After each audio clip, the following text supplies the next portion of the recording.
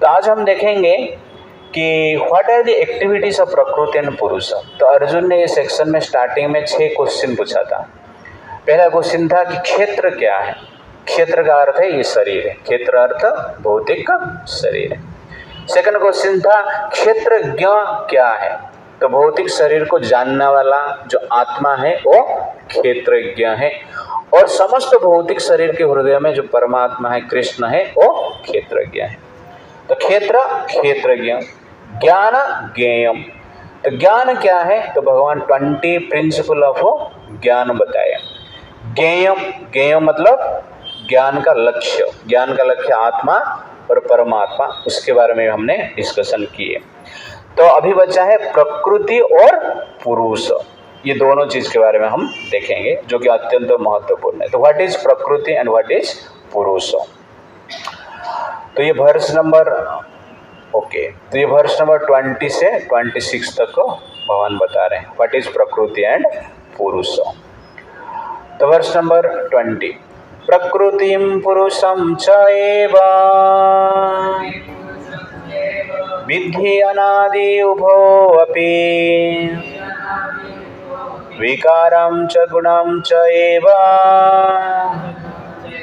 विद्धि प्रकृति संभवान।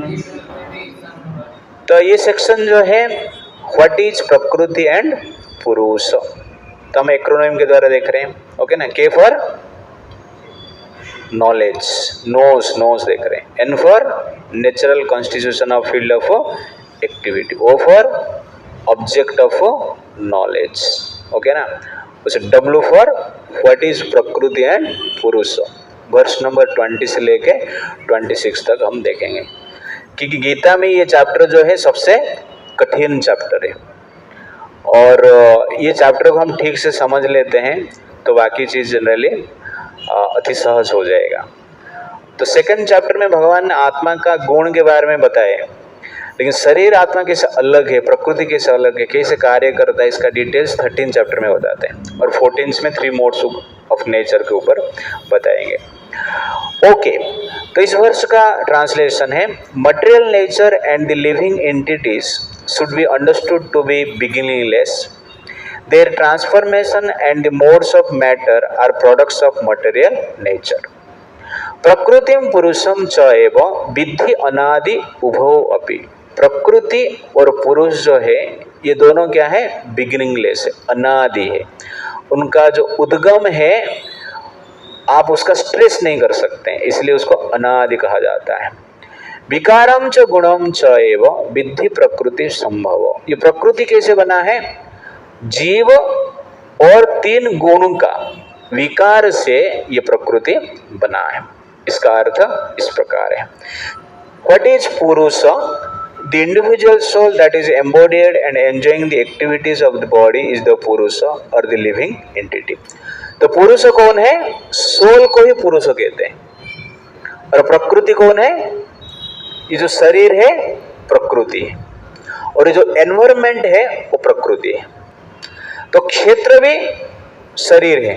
ओके ना, तो क्षेत्र मतलब शरीर है। जो प्रकृति कहा जाता है शरीर किस प्रकार बना है और किस प्रकार कार्य करता है और एनवायरमेंट किस प्रकार बना है उसके बारे में जनरल भगवान क्या करते हैं, फोकस करते हैं।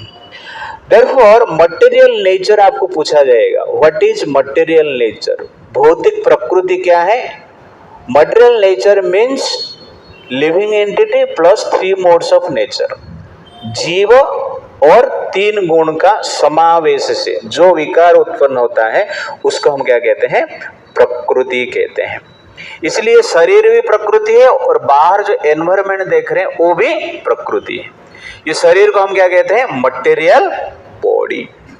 वैसे बाहर हम वाटर देखते हैं, क्या बोलते हैं, वाटर बॉडी, इस प्रकार बोलते हैं ना, वाटर बॉडी इस प्रकार कहते हैं, वैसे मटेरियल बॉडी। तो वैसे बाकी जो चीज है फायर बॉडी आप बोल सकते हैं, ईथर बॉडी बोल सकते हैं, एयर बॉडी बोल सकते हैं। बाहर हम जो माउंटेन्स दिख रहा है ये भी क्या है, प्रकृति है। ओके ना, मेघ दिख रहा है ये भी प्रकृति है, पेड़ पौधे दिख रहे हैं ये भी प्रकृति है, जो जीव दिख रहे हैं, बाकी जो जीव का शरीर दिख रहा है 84 लाख स्पीसीज दिख रहे हैं वो क्या है, प्रकृति। पूरा संसार क्या है, प्रकृति है। और बना कैसा है, जीव और 3 मोड्स ऑफ नेचर से बना है। समझ में आ गया? तो आत्मा जब वो 3 मोड्स ऑफ नेचर के साथ इंटरेक्शन करता है, क्या बनता है? प्रकृति बनता है। ओके, और जो पुरुष है वो आत्मा है। पुरुष का कार्य क्या है, डिटेल्स भगवान बताएंगे। तो यहाँ पर हम व्हाट इज प्रकृति आपको पता चल गया। पुरुष मतलब सोल है, और 3 मोड्स ऑफ नेचर से प्रकृति बना है। It's like that. ओके, तो पुरुष क्या करता है इस संसार में? एंजॉय करता है, भोग करता है। सुख और दुख का अनुभव जो है कौन कर रहा है? पुरुष कर रहा है। पुरुष मतलब आत्मा कर रहा है। It's like that. और ये जो आत्मा है भगवान का विभिन्न अंश है। तो भगवान का 2 अंश माना जाता है, एक है स्वांश और एक है विभिन्न अंश। तो स्वांश मतलब पर्सनल एक्सपांशन, और विभिन्न अंश मतलब क्या है? सेपरेटेड एनर्जी, उसको कहते हैं विभिन्न अंश। भगवान का अंश से जो भिन्न हो गया है उसको क्या कहते हैं? विभिन्न अंश कहते हैं। और जो पर्सनल एक्सपांशन है भगवान जैसे ही है, जो परमात्मा है भगवान का पर्सनल अंश है, स्वांश कहते हैं। आत्मा क्या है? भगवान कृष्ण का विभिन्न अंश है, और परमात्मा क्या है? स्वांश है। तो अभी मेरा क्वेश्चन है, ये दोनों में अंतर क्या है? फिर दोनों भगवान कृष्ण के शक्ति है, एनर्जी ऑफ गॉड। आप भी भगवान कृष्ण का शक्ति है, और परमात्मा भी भगवान कृष्ण का शक्ति है। लेकिन परमात्मा स्वांश है, आत्मा विभिन्न अंश है। कैसे? ओके, तो जनरली क्या है, भगवान का 2 शक्ति है, स्वांश और विभिन्न अंश। हम ऐसा सोच सकते हैं, स्वांश मतलब भगवान कृष्ण के 100% एनर्जी उस अंश में रहता है, ये परमात्मा है। तो कृष्ण का जितना एनर्जी परमात्मा में उतना एनर्जी रहता है, देयरफॉर इट इज स्वांश। विभिन्न अंश क्या है? कृष्ण का 1% एनर्जी जिसमें रहता है वो क्या है? विभिन्न अंश है, आत्मा है। ओके, तो आप ऐसा सोच सकते हैं कि भगवान जो कृष्ण है एक ओशन है, परमात्मा ओशन जैसे, लेकिन जो जीव है एक ड्रॉप जैसे। मान लो लोहा है जो कि गर्म है, हॉट आयरन, लाल लाल दिखता है, उसका आप एक ड्रॉप में टच करेंगे तो हॉट आयरन कोल्ड बन जाएगा? नहीं, वो ड्रॉप क्या हो जाएगा? इवापोरेट हो जाएगा। क्यों? वो ड्रॉप में इतना पावर नहीं है कि हॉट आयरन को कोल्ड बना सकता है। वो पानी ही है, लेकिन वो हॉट आयरन का टच में इवापोरेट हो जाएगा। लेकिन वो हॉट आयरन को एक सागर में डुबाएंगे तो सागर का पानी इवापोरेट होगा? नहीं होगा। क्या हो जाएगा? हॉट आयरन कोल्ड हो जाएगा। ये है आत्मा और परमात्मा में अंतर है। तो आत्मा जो है भगवान का एक 1% एनर्जी है, छोटा सा अंश है, जो माया के प्रभाव से आता है। माया जब उसको टच करता है, ओके ना, तो आत्मा क्या हो जाता है? इवापोरेट हो जाता है। कहने का अर्थ है उसका जो स्पिरिचुअल पावर है उसको भूल जाता है। लेकिन परमात्मा को जब माया टच करता है कुछ नहीं कर पाता है। जैसे समुद्र में हॉट आयरन को टच करेंगे तो हॉट आयरन क्या हो जाएगा? कोल्ड हो जाएगा। तो कहने का अर्थ है परमात्मा के ऊपर माया का प्रभाव होता नहीं, लेकिन आत्मा के ऊपर माया का प्रभाव हो जाता है। जिस प्रकार ड्रॉप ऑफ वाटर के ऊपर एक हॉट आयरन का प्रभाव होता है, उसको इवापोरेट कर देता है, वैसे माया के द्वारा आत्मा क्या हो जाते हैं? विचलित हो जाते हैं, भ्रमित हो जाते हैं, अपना स्पिरिचुअल आइडेंटिटी को भूल जाते हैं। तो स्वांश और विभिन्नांश पता चल गया। तो आप देखेंगे जब वाटर इवापोरेट हो जाता है कौन सा स्टेट में आता है? गैसियस स्टेट में आ जाता है। ओके ना, वेपर स्टेट में, वो गैसियस स्टेट में आता है। ठीक है ना। तो ओरिजिनल स्टेट क्या है उसका? लिक्विड स्टेट है, लेकिन वो गैसियस स्टेट में आ जाता है। तो ठीक उसी प्रकार जब जीवात्मा माया के द्वारा प्रभावित हो जाता है, अपना स्पिरिचुअल स्टेट को छोड़कर भौतिक स्टेट में आ जाता है। तो वर्तमान हमारा जो स्टेट है मटेरियल स्टेट है, गैसियस स्टेट है। ओके ना। ये परमात्मा क्षेत्र में ये नहीं होता है। परमात्मा अपना स्टेट को कभी छोड़ते नहीं। परमात्मा भौतिक जगत में रहे या आध्यात्मिक जगत में रहे, दोनों जगत में उनका spiritual identity as it is रहता है। परमात्मा अपने आप को भूलते नहीं है कि मैं परमात्मा हूँ। है कि नहीं? इस प्रकार नहीं है मैं परमात्मा नहीं हूँ या और कुछ भूल नहीं, अपना आइडेंटिटी को भूल नहीं जाते हैं। बट जो आत्मा है अपना आइडेंटिटी को भूल जाता है, अनेक प्रकार का आइडेंटिटी को ग्रहण करता है। क्योंकि भौतिक शक्ति का प्रभाव से, माया का प्रभाव से हम अपना स्टेट को भूल गए। जैसे कि एक ड्रॉप ऑफ वाटर है, लिक्विड स्टेट से गैसियस स्टेट पे जाता है, ठीक उसी प्रकार माया के प्रभाव से आत्मा क्या करता है, स्पिरिचुअल स्टेट से मटेरियल स्टेट में चला जाता है। समझ में आ गया? This is actually difference. लेकिन जैसे कि वेफर है या गैसियस स्टेट में वाटर है, उसको हम कोल्ड करते हैं तो फिर से लिक्विड स्टेट में आ जाता है। ठीक उसी प्रकार आत्मा जब कूल होता है, आत्मा जब गीता सुनता है, आत्मा जब भागवतम स्टडी करता है, आत्मा जब भगवान के नाम का जप करता है, धर्म के अनुसार जीता है, कृष्ण का भक्ति करता है, तो अपना जो भौतिक स्टेट है अभी उसको छोड़कर, उससे चेंज होकर आध्यात्मिक स्टेट में आ सकता है। दिस इज एग्जैक्टली भक्ति। तो देयरफॉर आत्मा क्या है, विभिन्न अंश है, और परमात्मा क्या है, स्वांश है। तो विभिन्न अंश माया के कब्जे में आ जाता है, लेकिन स्वांश माया के कब्जे में कभी नहीं आते हैं। देयरफॉर कृष्ण इज परमात्मा एंड वी आर आत्मा। समझ में आ गया? दिस इज एग्जैक्टली आत्मा और परमात्मा special differentiation, that is the point. और ये जो भौतिक जगत है, प्रकृति, पुरुष के बारे में डिस्कशन कर रहे हैं। तो प्रकृति मतलब क्या है?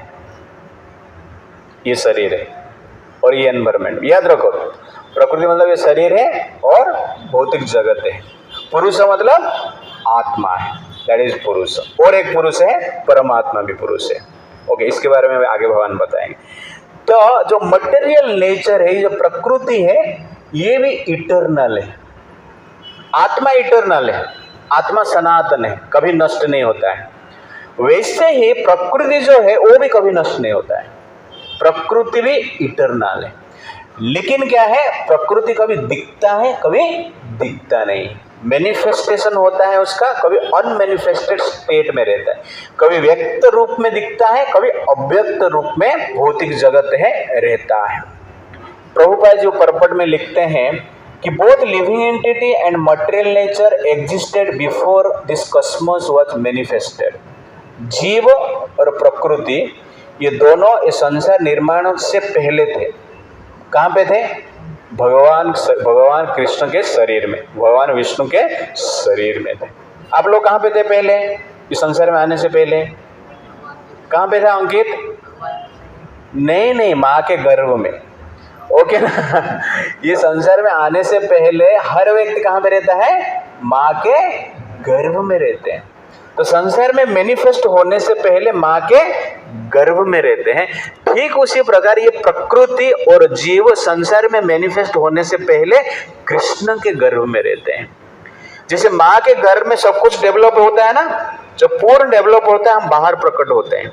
ओके ना? मनुष्य शरीर में आप देखेंगे, लेकिन मछली के शरीर में आप देखेंगे, मछली जो अंडा देती है, एक अंडे में इस प्रकार करोड़ों छोटे छोटे अंडे रहते हैं, आप देखेंगे, और उसमें करोड़ों मछली हो सकते हैं।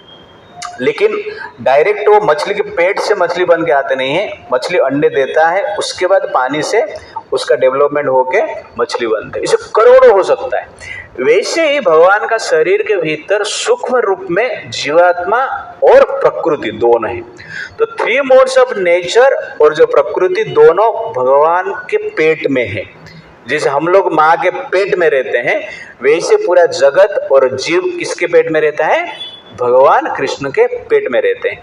इसीलिए प्रभुपाद जी यहाँ पर क्या कहते हैं? Material nature is eternal. वैसे जैसे हम जन्म लेते हैं, जैसे मछली के अंडे से मछली जन्म लेती है, तो ठीक उसी प्रकार ये संसार, ये शरीर भगवान के द्वारा निर्माण होता है। तो माँ का गर्भ से हम जन्म लेते हैं कुछ समय के पश्चात। तो ठीक उसी प्रकार भगवान कृष्ण और भगवान महाविष्णु जब श्वास छोड़ते हैं, ब्रह्मांड निकलता है।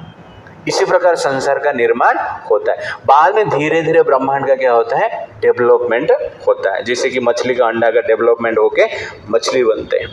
ओके ना? तो मछली का भी आंख रहता है, बाकी ऑर्गन्स रहते हैं, लेकिन ऑर्गन्स के अंडे से ही डेवलपमेंट होते हैं, ऐसा नहीं कि आंख का मटेरियल अमेरिका से आया है, उसका जीवा का मटेरियल पाकिस्तान से आया है, ओके ना, और पैर, उसका पैर नहीं तो जो भी है कुछ पार्ट वो जनरली ऑस्ट्रेलिया से आया है, ऐसा कुछ नहीं है।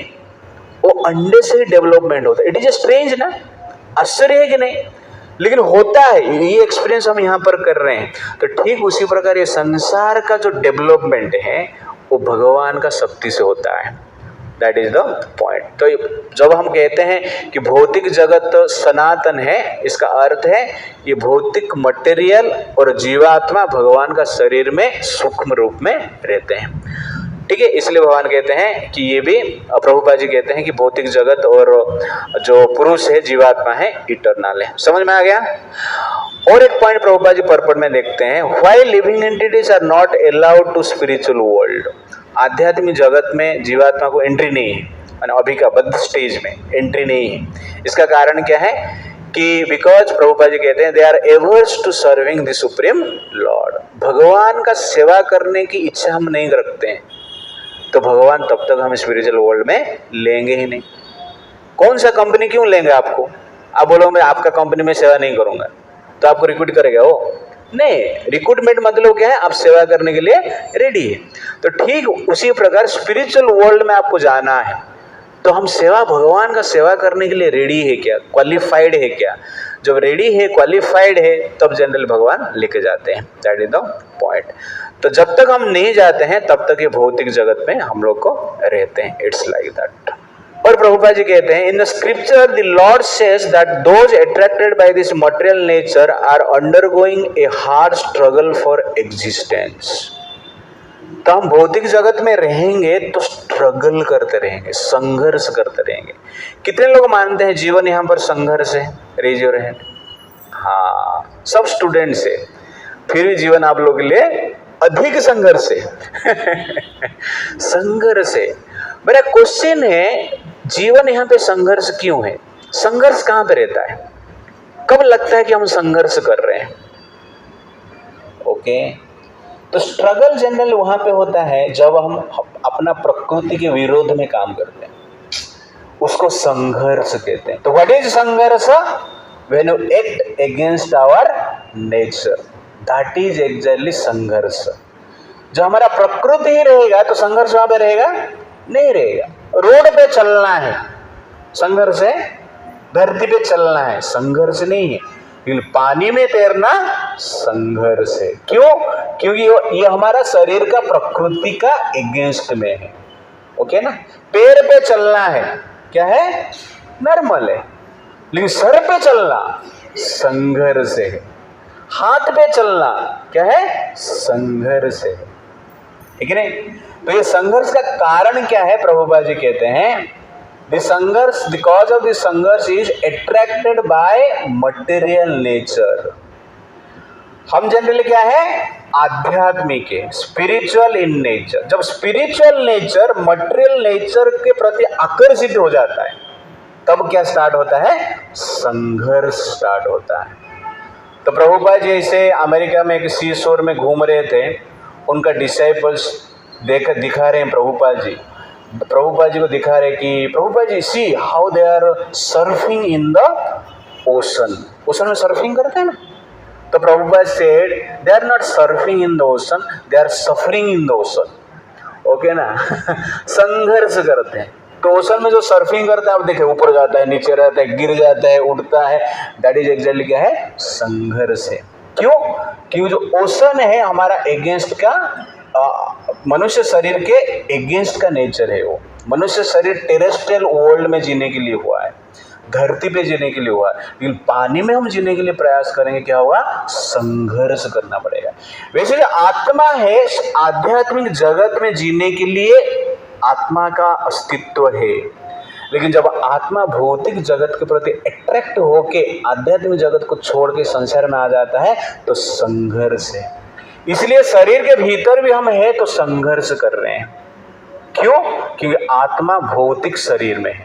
आध्यात्मिक आत्मा जब भौतिक शरीर में रहता है संघर्ष करता है, क्योंकि भौतिक शरीर का नेचर अलग है और आत्मा का नेचर अलग है। ओके ना। और इसका मेन कारण क्या है? Attracted by material nature. जिसे रात को सोना है, ये शरीर का प्रकृति है। सो जाएंगे 7 बजे 8 बजे 9 बजे सो जाएंगे तो 3-4 बजे आराम से उठ जाएंगे, ये शरीर का प्रकृति है। लेकिन संघर्ष होता है हमें, किस लिए संघर्ष करते हैं? जब हाथ में मोबाइल रहता है, ओके ना, दैट इज मटेरियल नेचर। तो मटेरियल नेचर जब हाथ में आ जाता है, सोना भी हमारे लिए संघर्ष है है कि नहीं? सोने के लिए हम संघर्ष करते, क्यों? क्योंकि सोने का टाइम 8 बजा है और आपके पास, आप मटेरियल नेचर के प्रति अट्रैक्ट हो गए हैं, मोबाइल के प्रति अट्रैक्ट हो गए हैं, इसलिए हम मोबाइल में एंजॉयमेंट करते हैं, रात को 1 बजे 2 बजे सोते हैं और नींद भी आता है, आंख भी गिर जाता है, फिर भी मोबाइल देखते हैं, संघर्ष करते हैं जागने के लिए, है कि नहीं? क्यों? क्योंकि मोबाइल के प्रति अट्रैक्टेड है, सबका एक्सपीरियंस है।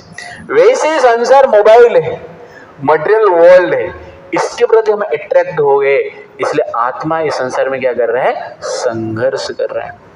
उठने का टाइम क्या है जनरली संसार का, शरीर का? 4 बजे 5 बजे। आप देखेंगे संसार में जितने भी जीव है 6-7 बजे सो जाते हैं और 5 बजे 6 बजे उठ जाते हैं, जितने भी जीव है। सूर्यास्त हो गया, अपना घोंसला में पक्षी आए, सो गए।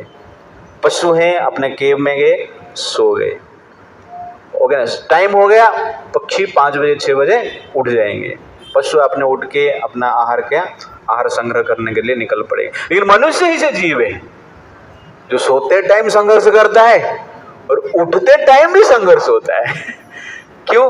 क्योंकि मटेरियल अट्रैक्शन रहता है और उठते टाइम मन हमें क्या करता है? प्रभावित करता है, संघर्ष करता है।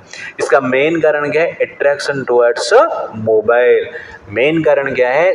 आत्मा संघर्ष कर रहा है, अट्रैक्शन टुवर्ड्स मटेरियल वर्ल्ड। क्यों? क्योंकि ये वर्ल्ड हमारा नेचर के अगेंस्ट में है। तो जितना भी संसार में भोग है वो क्या है एग्जैक्टली? अपना नेचर, आत्मा का नेचर का अगेंस्ट में है। इसलिए संसार में भोग के प्रति आकर्षित होकर हम क्या कर रहे हैं? संघर्ष कर रहे हैं। तो समझ में आ गया हम इस संसार में स्ट्रगल क्यों कर रहे हैं? हाँ, against our nature, that is the point. तो आहार के लिए हम संघर्ष कर रहे हैं। तो आहार के लिए हम मितभुक, ऋतभुक और हितभुक लेंगे तो संघर्ष करने की आवश्यकता नहीं। लेकिन मितभुक नहीं लेंगे, क्वांटिटी ज्यादा लेंगे तो संघर्ष करना पड़ेगा, ओके ना। और जो ऋतभुक नहीं है, जो सीजन में होता है वही नहीं खाएंगे तो भी संघर्ष करना पड़ेगा, डिजीज होगा।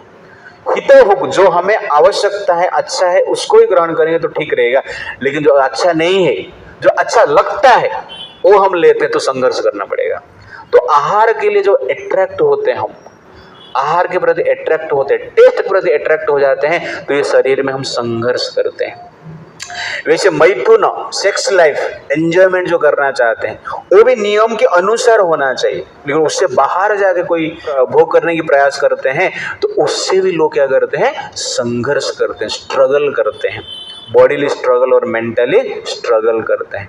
जो सॉन्ग हम सुनते हैं, जब हम भगवान की सॉन्ग सुनते हैं, वो हमारा नेचर है, आत्मा का नेचर है, तो मन को शांति मिलता है। किंतु जब बॉलीवुड हॉलीवुड का मूवी सॉन्ग हम सुनते हैं, मटेरियल सॉन्ग सुनते हैं, तो माइंड को क्या करते हैं? एजिटेट कर देता है। ये हमारा क्या है? एक्सपीरियंस है। कितने भी भौतिकवादी व्यक्ति हो भारत में जन्मा है, जब वो मंदिर में आता क्या बोलता है? शांति मिल गया मन को, तो मन को थोड़ा शांति लगता है। इस अनुभव होता है ना, इस अनुभव करके जाता है, फिर स्ट्रगल करता है बाबी मूवी सॉन्ग से, ओके ना, मटेरियल सॉन्ग से या मटेरियल एक्टिविटीज।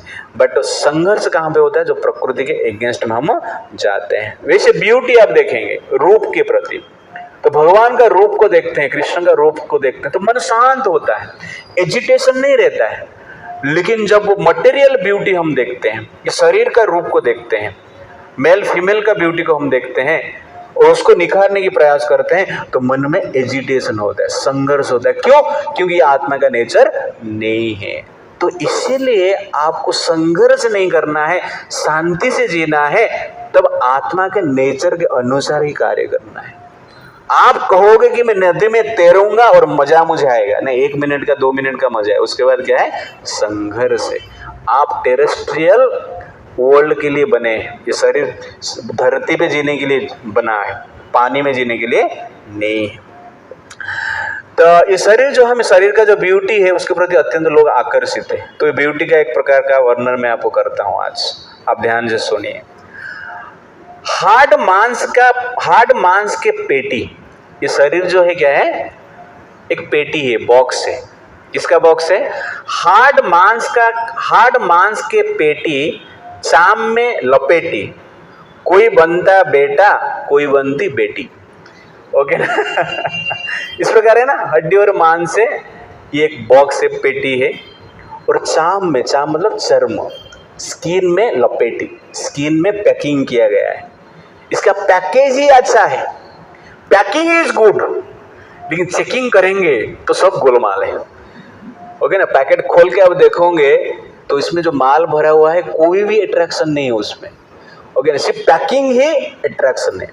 तो इसलिए आजकल का जो इंडस्ट्री है, पैकेज इंडस्ट्री है कि नहीं, तो package industry very very attractive.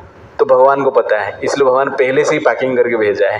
ये शरीर का जो पैकिंग है बहुत अट्रैक्टिव है, लेकिन पैकिंग खोल लेते हैं तो आपको ब्लड दिखेगा, आपको वेन्स दिखेंगे, आपको हड्डी दिखेंगे, जिसमें कि कुछ अट्रैक्शन है ही नहीं। इसलिए यहाँ पे कहा गया है, हार्ड मांस के पेटी चाम में लपेटी, कोई बनता बेटा कोई बनती बेटी। ये सब जानने के पश्चात भी हम लोग क्या करते हैं, झगड़ते हैं खाने के लिए रोटी, बन जाते हैं मोटा और मोटी। ओके पावर के लिए पकड़ते हैं एक दूसरे के चोटी, अंत में सब बन जाते हैं मिट्टी। तो अपना पावर और पोजीशन के लिए हम क्या करते हैं, झगड़ते हैं और अंत में क्या है, मिट्टी में मिल जाते हैं, मर जाते हैं। हाँ, दिमाग है सबका खोटी, भोग के लिए सब लोग मारते हैं सीटी। ओके तो संसार में आप देखेंगे कि कॉलेज लाइफ में तो इस प्रकार की मेंटालिटी है। बट ये शरीर आप देखेंगे, हम बोले कितना सुंदर नाक है, कितना भी सुंदर नाक हो, लेकिन नाक से क्या निकलता है, सिमड़ी निकलता है। कितना सुंदर आंख है, मृग नयन ऐसा बोलते हैं, बहुत अट्रैक्टिव हो सकता है, लेकिन क्या आंख से गंदगी निकलता है। शरीर जो है एक प्रकार की क्या है, गंदगी का सोर्स है, बट उसको क्या है, उसके प्रति हम अट्रैक्ट हो जाते हैं। That is exactly illusion. तो ये प्रकृति भगवान ने ऐसा बनाया, तो प्रकृति के प्रति पुरुष अट्रैक्ट हो जाता है because of illusion. It's like that. तो पता चल रहा है ना कि मटेरियल अट्रैक्शन, प्रभुपाद जो पर्पट में लिखे उसको मैं एक्सप्लेनेशन किया कि जो भौतिक जगत में हम स्ट्रगल करने का मूल कारण क्या है, बिकॉज ऑफ मटेरियल अट्रैक्शन। और सब लोग अपना शरीर को देखते हैं, अनुभव भी है कि नहीं, और रुमाल लेके करते हैं और पॉकेट में डालते हैं, बाद में मिरर में देखते हैं मेरा नाक बहुत सुंदर है। ओके ना, ये सबसे बड़ा आश्चर्य है, इसको कहते हैं माया। पता चल रहा है ना भगवान का माया कितना कठिन है। मैं नेक्स्ट टाइम और एक सॉन्ग बताऊंगा माया के बारे में, उसका डिटेल्स में और आपको अच्छा लगेगा। बट माया कितना पावरफुल आप देखिए, सब अनुभूति हमें मिलता है, बट फिर भी हम माया के प्रति अट्रैक्ट हो जाते हैं। इसलिए प्रभुपाद जो यहाँ पर कहते हैं, struggle for existence because you are attracted by material nature. It's like that. Therefore, interaction with material nature means struggle, just as interaction with ocean is struggle. तो हम भौतिक जगत के साथ आत्मा क्या कर रहा है, इंटरेक्ट कर रहा है, इसीलिए संघर्ष कर रहे हैं। जैसे कि हम समुद्र में जाएंगे तो संघर्ष करेंगे ना, बोट लेके समुद्र में जाएंगे तो बोट ऊपर जाता रहेगा, नीचे आता रहेगा, तो उसको कहते हैं संघर्ष। तो ठीक उसी प्रकार ये संसार हम क्या करते हैं, संघर्ष करते हैं। कभी ऊपर जाते हैं, कभी नीचे आते हैं, कभी सुख है कभी दुख है, कभी सक्सेस है कभी फेलर है, कभी स्वास्थ्यवान है कभी रोगग्रस्त है।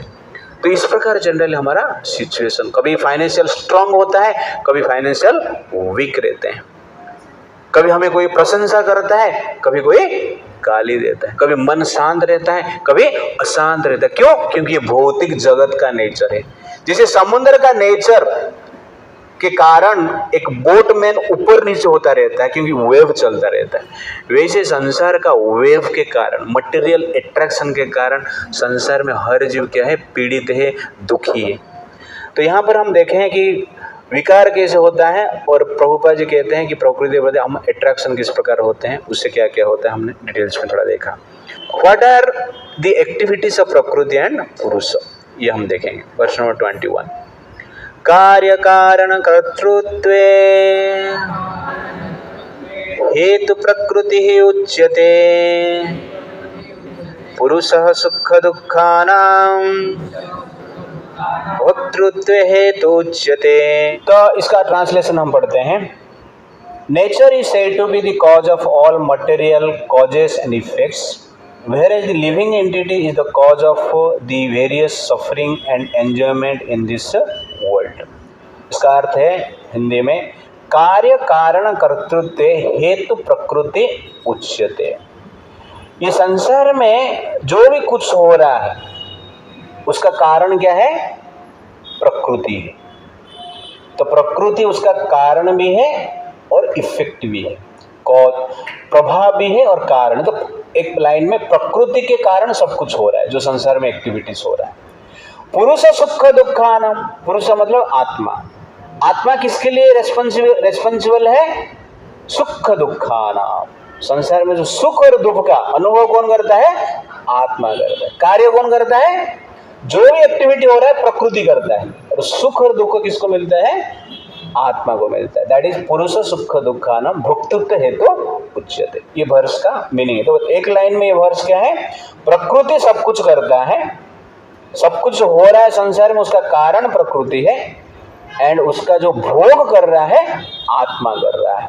तो आत्मा भोग के लिए कारण है, और संसार का जो कार्य हो रहा है उसके लिए कारण क्या है, प्रकृति। कैसे है, क्या है, डिटेल्स हम देखेंगे नेक्स्ट टाइम। ओके, हरे कृष्णा।